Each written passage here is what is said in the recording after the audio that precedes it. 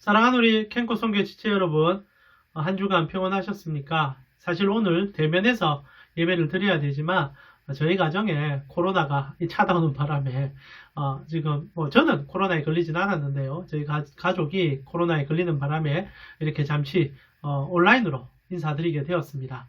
죄송스럽고요. 다음 주에는 또 대면에서 예배 드릴 수 있도록 잘 격리 끝내고 여러분을 찾아뵙도록 하겠습니다.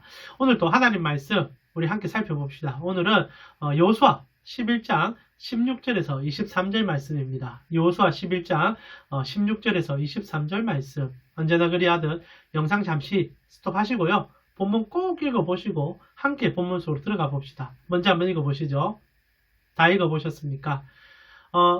우리나라 현대사를 살펴본다면 조선이 끝나고 그리고 일제치하를 지나면서 대한민국으로 넘어오는 과정 속에 역사적 실수를 했던 그 문제가 지금까지 여러 가지 사회적 기회비용으로 어려움을 주고 있는 것 보고 있습니다. 일제치하에서 우리가 그 청산을 하지 못한 문제들, 친일자들을 이렇게 발언 색본하지 못하고 그들에 대해서 허용해줬고 그리고 인정해주고 오히려 그들의 권위를 허락해주는 바람에 지금까지도 우리나라는 그 문제로 실험하고 있고 어려움을 당하고 있습니다. 사실 조선말 그리고 이제 일제치하 때를 생각해 오면서 사실 사회적 지도층이나 그리고 이제 인재들이 일제치하에 종속되었던 것은 우리가 무시하지 못할 것입니다. 그리고 해방이 되고 그리고 이승만 정권이 들어가면서도 여전히 그들이 사회적 많은 역량들을 발휘하는 과정 속에 청산을 해야만 하지만은 또 나라의 어려움 때문에 그들을 이용할 수밖에 없는 상황들, 이런 아마 어려움 속에서 결국 대한민국은 그들을 받아줬고 그리고 지금까지 끌어오는 문제점을 갖고 있었죠. 그때의 시점으로 돌아가지 않는다면 우리가 함부로 평가할 수 없는 문제지만 저는 다놓고자 친일 문제는 지금이라도 빨리 청산되는 것이 앞으로 우리 조국 대한민국의 여러 가지 문제점에서 능히 극복하고 나아갈 수 있는 더 좋은 환경을 열어줄 것을 확신합니다. 언제나 처리할 것을 그 당시 때 여러 가지 관점으로 처리하지 못하고 악한 것들을 버리지 못하는 문제들은 우리가 살아가면서 늘 만나고 그리고 우리 삶 속에서 경험하는 문제인 것 같아요. 그리고 그것에 대해서 갈등할 수밖에 없고 누군가는 타협하기도 하고 누군가는 허용하기도 하고 누군가는 과감하게 잘라내기도 하지만 어느 쪽이 옳은 결과를 도출했냐라고 물어볼 때 그것을 쉽게 답할 수는 없는 것이 사실이기도 합니다. 그러나 물론 인간의 문제나 우리 환경의 문제는 여러 가지 타협점이 있을 수도 있고 물론 일제치하에 그런 친일을 했던 사람들에 대한 것을 정확히 처리해야 되는 건 맞습니다. 그러나 다른 문제 속에서도 우리는 여전히 어떤 문제에 대해서 어떻게 생각하고 그것을 정리하는가는 쉽게 판단하기 쉽지 않을 것 같습니다. 그러나 영적인 세계에서 하나님을 향한 마음의 이런 문제점들은 우리가 다놓고자 잘라낼 것을 잘라내야 되고 버려야 될 것을 버려야 되는 것이 확당합니다. 죄를 계속 여러 가지 이유로 타협하고 끌고 가는 것은 궁극적으로 우리에게 도움이 되지 않기 때문이죠. 일제의 그 문제를 지금도 유지하고 있음을 통하여 사회적 기회비용이 얼마나 많은 큰 타격을 받고 있는지를 돌아보더라도 동일하게 영적인 환경 속에서도 죄의 문제는 타협할 것이 아니라 잘라냄을 통하여 우리가 다음으로 나아가는 과정을 삼아야 된다는 거 꼭 기억할 필요가 있다는 거죠. 그 중요한 사실을 오늘 우리는 본문 속에서 찾아보고 싶습니다. 이스라엘 백성들이 가나안 땅에 들어가서 이제 전쟁을 마무리했었습니다. 저희가 저번 주에 나눴는데요. 전쟁이 굉장히 수월하게 진행이 됐었죠. 여리고성을 무너뜨리고 아이성 전투에서 한번 패배한 다음에 다시 한번 역전하고 그리고 나서 이제 기본 문제를 가지고 들어온 이스라엘이 가나안 땅 전체를 차지하는 일이 생기게 되었죠. 실제로 큰 전쟁은 4번밖에 치르지 않습니다. 그러나 이 4번의 전쟁으로 그 땅 전체를 차지할 수 있는 하나님의 정말 극적인 은혜가 그 땅에 부어진 거죠. 이스라엘 백성들 가운데 부어진 거죠. 그리고 땅을 차지하게 된 것입니다. 그리고 이제 남은 것은 이스라엘 백성들의 12지 파별로 땅을 분배하는 문제가 남아있었죠. 우리가 이제 다음 주부터 그 분배 얘기들을 좀 보게 되는데요. 오늘 우리가 함께 읽었던 본문은 그렇게 함을 통하여 전쟁이 끝난 상황으로 들어갑니다. 그런데 이 전쟁이 끝나고 땅을 이제 평가하는 과정 속에 우리의 시선에 끄는 한 구절이 등장을 한다는 거죠. 그것이 오늘 우리가 함께 읽었던 본문 중에 22절입니다. 제가 한번 읽어드릴게요. 이스라엘 자손의 땅에는 아낙 사람들이 하나도 남지 아니하였고 잘 들어보세요. 가사와 가드와 아스도데만 남았더라 라고 얘기합니다. 이스라엘 땅 전체에 아마 거의 대부분의 땅을 이스라엘이 차지했는데 소수의 몇 지역들을 여전히 정복하지 못하고 차지하지 못한 모습으로 기록되고 있다는 거죠. 이 여호수아의 기록으로만 본다면 실제로 여호수아와 함께 진격했던 전쟁에서 제법 많은 땅을 차지한 것 같아요. 적어도 한 국토의 80% 이상은 적어도 한 90%까지도 수복한 것 같습니다. 그러나 안타깝게도 수복하지 못한 지역도 있고요. 나아가 정복은 했지만 여전히 가나안 족속들이 남아있는 상경이 형성이 되었다는 거죠. 그래서 이 문제는 이제 사사기로 넘어가면 첨예한 이스라엘의 본질의 문제로 넘어가기 시작한다는 거죠. 이스라엘 백성들이 땅을 하나님께서 다 차지해라. 이스라엘 가나안 족속들을 다 진멸하든지 쫓아내라라고 얘기했는데 왜 특별한 한 지역들은 남겨두고 그리고 가나안 족속들 가운데도 여전히 생존하도록 허용한 일은 무슨 일로 인하여 일어났는가? 이게 오늘 본문에 우리가 봐야 될 중요한 핵심 포인트입니다. 사랑하는 우리 캥고 선교의 지체 여러분, 이스라엘 백성들이 왜 가나안 족속들을 남겨두었을까요? 그리고 일부의 지역들은 왜 수복하지 않았을까요?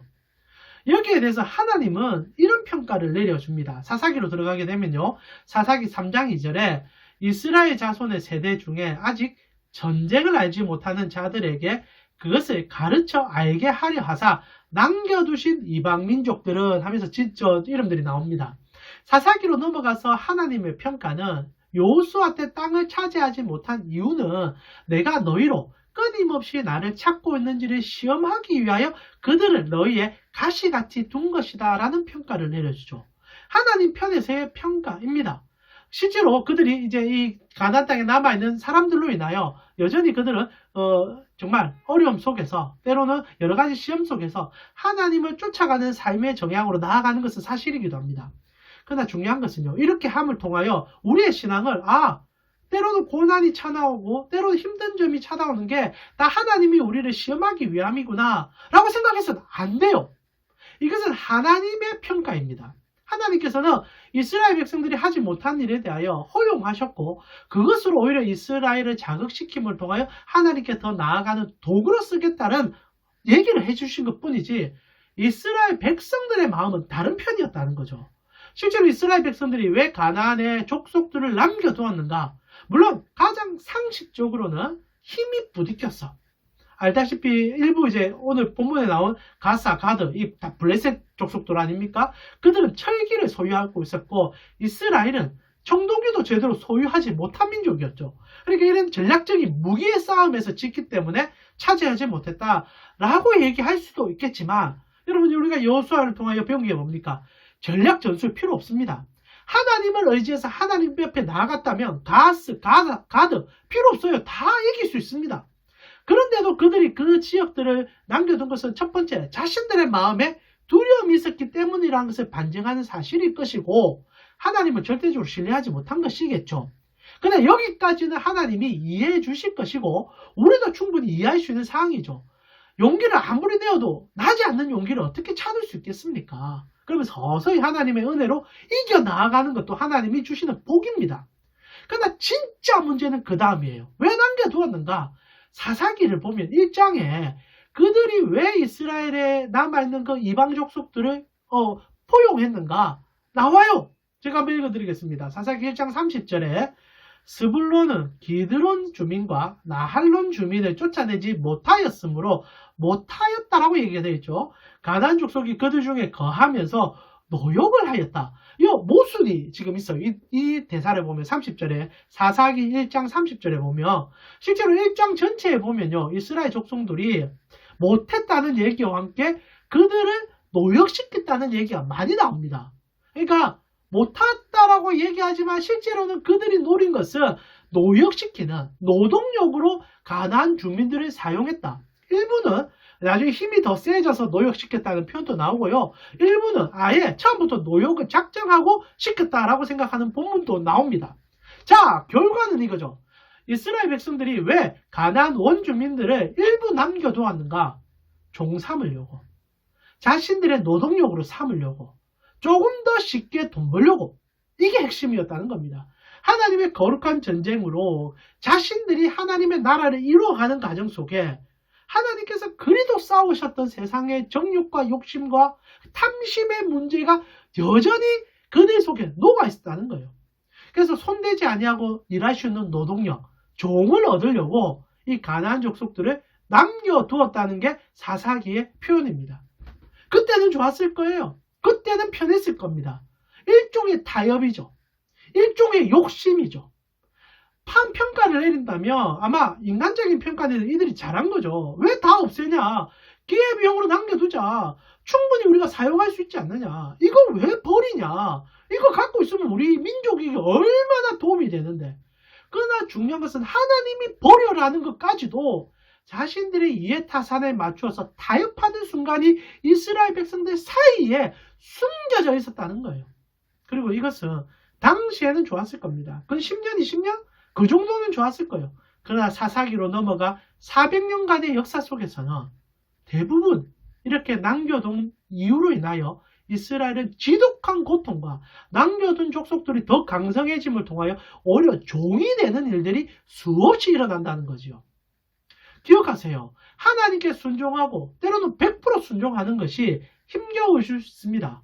그러나 그 힘겨움이 나와 나의 다음 세대를 살리는 길이라는 겁니다. 하나님은 자신을 위하여 우리에게 헌신하라 얘기하는 분이 아니다라는 거예요. 하나님이 좋기 때문에 너희로 이런 희생을 하라라고 얘기하는 분이 아니다라는 겁니다. 우리 때문에 우리를 위해서 그런 희생과 헌신을 요구하시는 거예요. 이스라엘이 만약에 가나안 족속들을 다 잘라냈다면 그들은 사사기의 400년 동안 태평성대를 누렸는지도 모릅니다. 그러나 처음부터 자신들의 적을 자신들이 만들어낸 거예요. 딱 하나입니다. 조금 더 편하려고, 조금 더 벌려고. 그러다가 손대지 말아야 될 것을 손댔고 조금만 눈 감으면 해결될 거라 생각했지만 지독하게 쫓아온 그들은 400년간 고통으로 나락으로 빠지는 시발점을 오늘 본문에서 시작하고 있다는 겁니다. 사랑하는 우리 가운데 성도님, 때로는 하나님 앞에 헌신하고 전적으로 우리의 삶을 드린다는 것이 쉽지 않은 것 압니다. 그러나 그리해야 다 여러분도 살고 여러분의 가족도 살고 이 민족이 살 수 있는 거예요. 하나님은 언제나 요구하시는 것이 당신을 위한 것이 아님을 꼭 기억하십시오. 우리를 위함이에요. 우리에게 좋은 걸 주기 위함이죠. 그러나 눈앞에 탐심에 언제나 물들어 있고 쉽게 넘어가는 우리이기에 또 다른 고통의 시간들을 우리가 불러오고 있지 않는지를 돌아보게 합니다. 오늘이 여호수아의 말씀 속에서 다시 한번 우리가 왜 하나님께 순종하고 하나님께 절대적으로 나아가야 될지, 그리고 순종이라는 것은 100%를 드린다는 것을 무엇은 의미인지를 생각해보는 시간으로 나아갔으면 좋겠습니다. 사랑하는 우리 캔코 성교회 지체 여러분, 헌신하는 것, 희생하는 것 여러분을 위함입니다. 그것을 꼭 기억하시고 언제나 주기를 기뻐하시고 넘치도록 부어주시는 하나님께 여러분의 마음에 100%를 드릴 수 있도록 연습하며 훈련하며 나아가심을 통하여 여러분이 그 은혜를 누리시는 그 귀한 삶으로 들어가시기를 축원합니다. 다음 주에는 얼굴을 대면해서 예배하도록 하겠습니다. 한 주간 승리하십시오.